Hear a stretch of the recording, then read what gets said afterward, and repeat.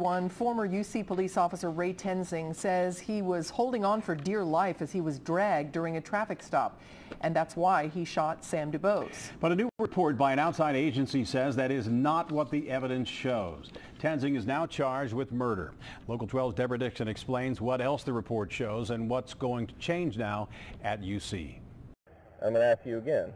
You have a license on you? I have a license. You can run my name. The so-called Kroll report says the first 2 minutes of the traffic stop were appropriate.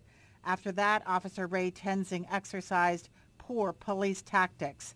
When DuBose finally said he didn't have a license, rather than de-escalating the situation, letting him drive away, then call for assistance, Tenzing reached into the car to restrain DuBose, then drew his weapon.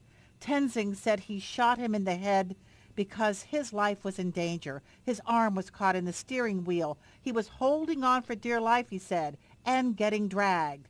The report says that didn't happen. It says video shows Tenzing shot DuBose 3 seconds after DuBose turned the key in the ignition. Only then did the car drive away after he was shot. The report says if the car moved before he was shot, it was minimal. Any police department in this country would wait until after the criminal case is concluded. We would be having this conversation a year from now. We talked about that. We thought it was important to have this conversation today to keep this conversation alive, keep it moving in the correct direction, and to demonstrate our willingness to be very forward-thinking here. The report says Tenzing violated UC Police Department's use of deadly force policy and recommends a review of the department. We also intend to conduct a top-to-bottom review of all aspects of the UCPD, including their policies, procedures, training, hiring practices, supervision, top-to-bottom review. Now there is a new warning system in place that keeps track of what officers are doing. If that were in place before the shooting, it would have shown Tenzing made a lot of traffic stops, and most of the drivers were black.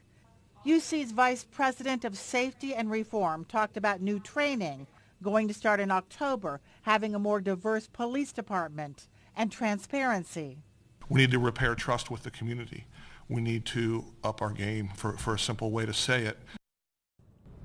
The report also said, remember those 2 UC police officers who were out at the scene, and it was sort of like, what happened? They're going, well, what he said happened. Yeah. And of course, what he said happened wasn't true. They said there was no evidence. They really tried to cover it up. They were kind of freaked out. And then when things calmed down and they asked him again what happened, it didn't match what Tenzing said. So it sounds like Wayland's going to change everything top to bottom. It's all going to be redone. You have that whole team there, remember, that came together after this. And putting this report out shows that they are being transparent and they want to change how things are. They don't want this to ever happen again. Yeah, no doubt. And who does, right? Exactly. Thanks a lot. Okay.